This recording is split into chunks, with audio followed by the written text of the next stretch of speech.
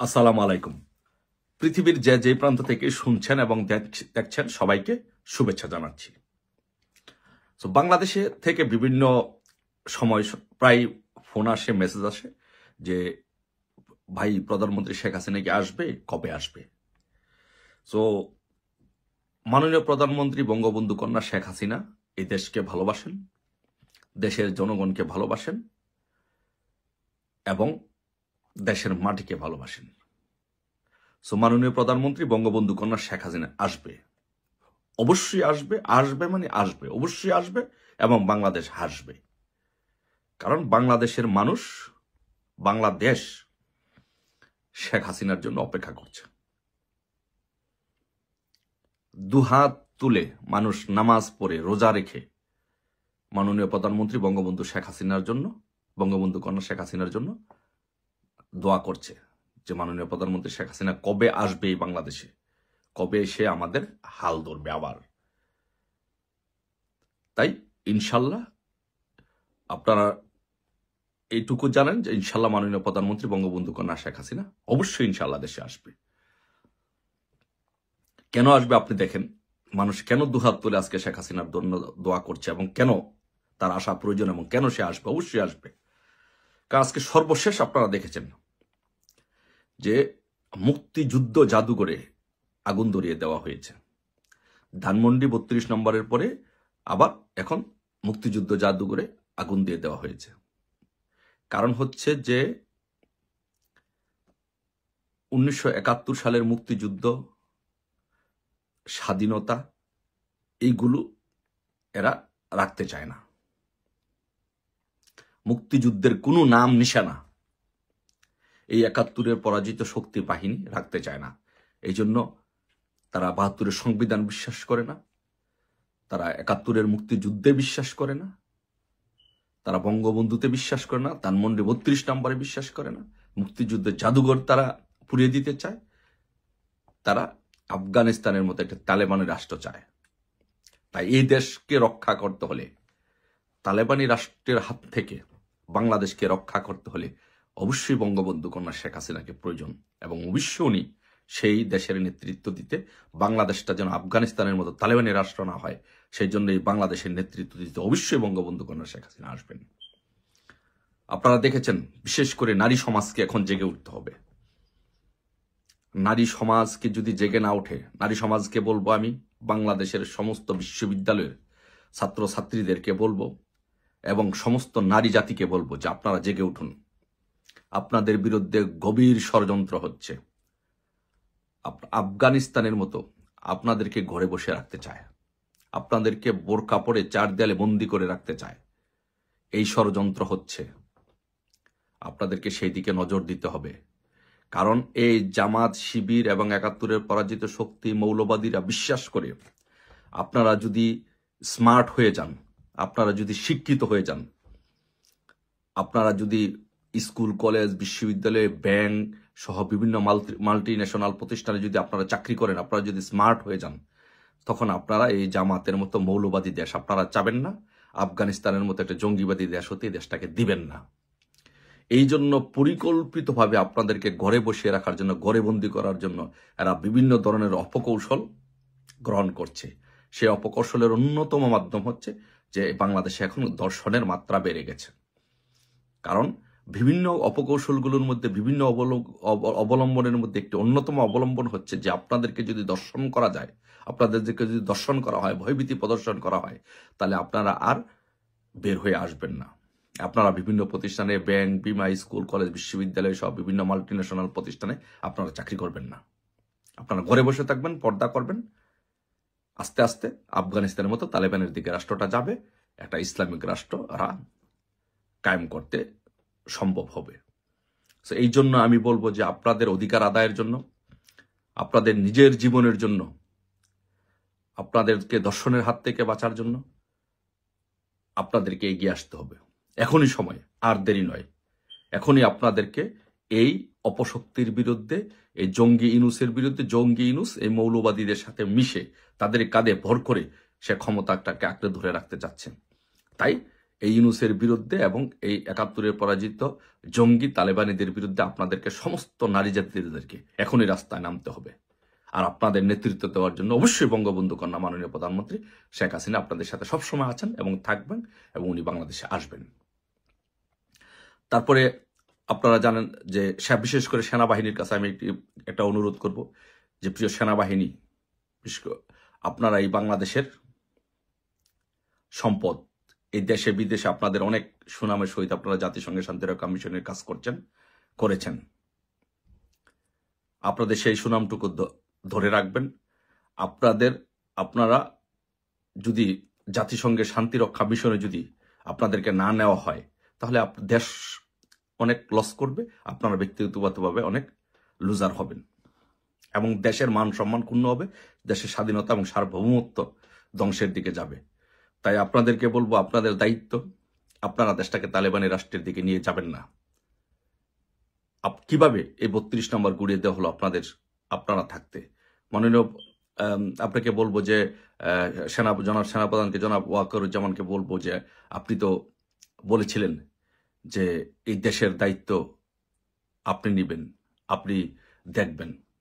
নেন, আপনি দেশের দায়িত্ব নেন, আপনার সাথে আমরা আছি, আপনার সাথে আপনাদেরকে আমরা সহযোগিতা করব।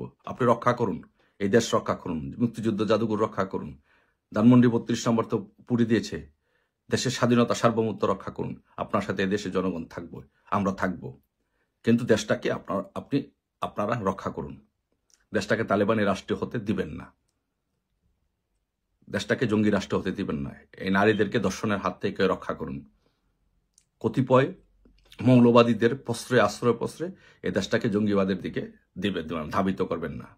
আজকে কি হচ্ছে বাংলাদেশে? আজকে সেনাবাহিনী বিতর্কিত হচ্ছে তাদের কার্যকলাপের জন্য।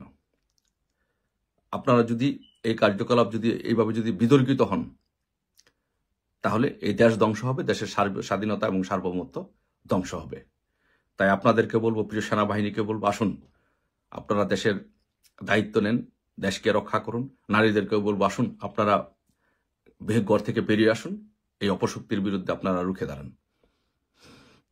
আসুন সকলে মিলে ঐক্যবদ্ধভাবে এই বাংলাদেশকে এই তালেবানি গোষ্ঠীর হাত থেকে রক্ষা করি, এই জঙ্গি ইউনূসের হাত থেকে রক্ষা করি, এবং এই দেশ রক্ষার আন্দোলনের নেতৃত্ব দিবেন বঙ্গবন্ধু কন্যা শেখ হাসিনা। এবং শেখ হাসিনা বাংলাদেশে আসবে, মানে আসবে, অবশ্যই আসবে, বাংলাদেশ হাসবে। জয় বাংলা, জয় বঙ্গবন্ধু, শেখ হাসিনাতে আস্থা। আসসালামু আলাইকুম রহমতুল্লাহি ওয়া বারাকাতুহু। সম্মানিত দর্শক, ডক্টর মোহাম্মদ ইউনূস সরকারের সময়কাল ৮ মাস অতিক্রান্ত হতে চলল। এই সময়ের মধ্যে সরকারের যে কর্মকাণ্ড, সেই কর্মকাণ্ড নিয়ে আমরা এখনো পর্যন্ত নির্লিপ্তভাবে কেউ আলোচনা করিনি। যারা সরকার বিরোধী, সঙ্গত কারণেই তারা সরকারের দোষ ত্রুটি অহরহ বলে বেড়াচ্ছেন, এবং আমাদের দেশে সাধারণত মানুষের মধ্যে নেতিবাচক কথার প্রতি একটা তীব্র আকর্ষণ থাকে। আপনি যদি কারো পক্ষে কথা বলেন, সঙ্গত কারণেই, আচ্ছা বুঝেছি, ও তুমি এই প্রকৃতির, নিঃসন্দেহে তুমি সরকার থেকে কোনো সুযোগ সুবিধা পেয়েছো, অথবা তোমার ইমানিকিন বলে কোনো কিছু নেই, তুমি সরকারের উপদেষ্টা হতে চাও, কিংবা সুবিধাভোগী পদলেহনকারী কিছু একটা হতে চাও, কাজেই তোমার কথা শুনবো না। আপনি যে কোনো মানুষ সম্পর্কে ইতিবাচক প্রশংসা করতে গেলেই এই ধরনের কথা বলতে থাকবে। বিশেষ করে ধনী ব্যক্তি, নারী এবং ক্ষমতাধর ব্যক্তি, তাদের সম্পর্কে ইতিবাচক কথা বলা আমাদের এই সমাজ কোনো অবস্থাতেই মেনে নেয় না। আবার একইভাবে যদি আপনি একেবারে ডাহা মিথ্যা কথা বলেন যে কোনো ধনী ব্যক্তির সম্পর্কে, কিংবা সুন্দরী রমণীর সম্পর্কে, অথবা ক্ষমতাধর ব্যক্তির সম্পর্কে, মানুষ আরব্য রজনীর গল্পের মতো শুনতে থাকবে। কোনো একটি সুন্দরী রমণী, তাকে ভূতে ধরেছে, কিংবা তার অনেকগুলো বয়ফ্রেন্ড রয়েছে, রাতে তার কাছে জিন আসে, তারপর এই মেয়েটা চরিত্রহীন, তাকে খুব সহজে পাওয়া যেতে পারে, অনেক পুরুষের সঙ্গে তার সম্পর্ক রয়েছে, এই ধরনের কথা আপনি বানিয়ে বানিয়ে বলেন। দেখবেন যে সমাজের অতি গুরুত্বপূর্ণ যারা ব্যক্তি রয়েছে, তারাও কাজকর্ম থামিয়ে আপনার কাছে শুনতে আসবে যে ভাই, শুনলাম তুমি নাকি এটা বলেছো, ঘটনা সত্যি কিনা। একইভাবে ক্ষমতাধর যারা লোকজন রয়েছে তাদের হারেম রয়েছে, তারা জুয়া খেলে, মদ্যপান করে, দামি গাড়ি রয়েছে এবং আরও অনেক কিছু। ফলে আপনি দেখবেন যে একটা অশিক্ষিত মানুষ, কিছু নেই, লেখা নেই, পড়া নেই, ব্যক্তিত্ব নেই, চরিত্র নেই, শুধুমাত্র অর্থ রয়েছে, টাকা রয়েছে। তো এইরকম মানুষের কথাও মানুষ শোনে, তাদের ব্যাপারে জানতে চায়, তাদের পোশাক নিয়ে মানুষ খোঁজ খবর নেয় যে ও এত দামি পোশাক পরলো, ওটার দাম কত, ওটার দাম কত, ওর কয়টা বাড়ি আছে, কটা গাড়ি আছে, কটা হেলিকপ্টার আছে, এরকম। তো টাকাওয়ালা, সুন্দরী এবং ক্ষমতাধর লোকদের সম্পর্কে সুতীব্র এরকম যে নেতিবাচক খবর শোনার যে আকর্ষণ, এই আকর্ষণের কারণেই আমাদের সমাজে আমরা যারা প্রচার প্রপাগান্ডাতে রয়েছি বা মিডিয়াতে রয়েছি তারা সবসময় নেতিবাচক কথাগুলো আগে শুরু করি বা সবসময় বলে থাকি। আর যারা ধনবান ব্যক্তি, তারপর ক্ষমতাধর ব্যক্তি আর সুন্দরী, সুন্দর পুরুষও হতে পারে এক্ষেত্রে, সুন্দর সুন্দরী দুটো যারা লিঙ্গ বৈশিষ্ট্য করতে চান তারা একই সমস্যার মধ্যে পড়েন, অর্থাৎ লোকজন তাদেরকে নিয়ে মন্দ বলবেন। কিন্তু পৃথিবীতে অ্যাবসলিউট মন্দ বলে কোনো জিনিস নেই, আবার অ্যাবসলিউট ভালো বলেও কোনো জিনিস নেই। সব ভালোরই একটা অন্ধকার দিক রয়েছে আর সব মন্দরই একটি ভালো দিক রয়েছে। আমরা যে ধুতরার বিষের কথা বলি, এমনকি গোখরা সাপের বিষের কথা বলি, মানে এই জিনিসগুলো ধুতরার বিষ বা গোখরা সাপের বিষের যে মেডিকেল ইম্পর্টেন্সি, এটি আপনি ভাবলে বা আপনি জানলে আপনি অবাক হয়ে যাবেন। অথবা আমরা যে ধ্রুবতারা দেখি, আকাশের ধ্রুবতারা দেখি, নক্ষত্রপুঞ্জ দেখি, গ্যালাক্সি দেখি, মিল্কওয়ে দেখি, অবাক বিস্ময়ে তাকিয়ে থাকি, আকাশের চাঁদ দেখি, পূর্ণিমার চাঁদ দেখি। আপনি যখন কাছাকাছি যাবেন সেখানে কেবলই মাত্র হতাশা, ছাই, বায়ুহীন, শব্দহীন একটি পরিবেশ। আবার আপনি যদি নক্ষত্র মণ্ডলীর কাছাকাছি যান, যদিও সূর্য ছাড়া অন্য কোনো নক্ষত্রের ধারের কাছে যাওয়ার মতো অবস্থা আমাদের বিজ্ঞান এখনও তৈরি করতে পারেনি। তো সূর্যের কাছাকাছি যাওয়া প্রশ্নই আসে না। মানে সূর্যের নিকটবর্তী যে গ্রহটি রয়েছে বুধ কিংবা শুক্র, বুধ বা শুক্রতে পৃথিবীর মানুষ কোনো বাহন পাঠাবে এটা কল্পনা করা যায় না। আমরা এই যাবৎকালে চাঁদে যানবাহন পাঠিয়েছি, মানুষ পাঠিয়েছি, মঙ্গল গ্রহে আমরা নভোযান পাঠিয়েছি, আরও কিছু কিছু উপগ্রহে বা গ্রহে খবর লেনাদেনার জন্য আমরা সেখানে বৈজ্ঞানিক যান প্রেরণ করেছি। এতটুকু পর্যন্তই আমাদের সীমাবদ্ধতা, জ্ঞানের সীমাবদ্ধতা। তো যা বলছিলাম যে আমরা যা কিছু দেখি সব সত্য নয়, আর যাকে সত্য হিসেবে মানি তাও সব সত্য নয়। তো সেই দিক থেকে ডক্টর মোহাম্মদ ইউনূসের যে কর্মকাণ্ড, সেই কর্মকাণ্ডের মধ্যে যত বদনাম শুনেন আসলে তত বদনাম নেই, আবার যত সুনাম শুনেন তত সুনাম নেই। আমি আমার ক্ষুদ্র যে দৃষ্টিকোণ বা জ্ঞান বুদ্ধি, তার থেকে আমি বেশ কয়েকটি ভালো কর্মকাণ্ড এবং মন্দ কর্মকাণ্ড বলবো। যেহেতু আমাদের দেশের বেশিরভাগ মানুষ মন্দ কর্ম পছন্দ করে এবং মন্দ কর্ম শুনতে তারা আগ্রহ প্রকাশ করে, এই জন্য ডক্টর মোহাম্মদ ইউনূসের সরকারের যে 10টি